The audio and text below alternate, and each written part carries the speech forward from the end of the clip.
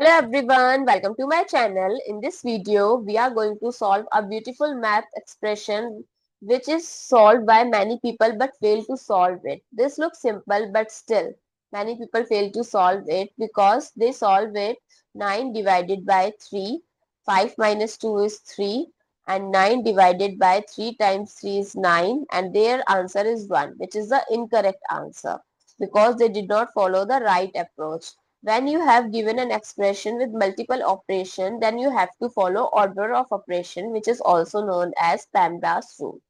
Here, P stands for parenthesis, E stands for exponent, M and D's multiplication division both have same priority, just solve it from left to right.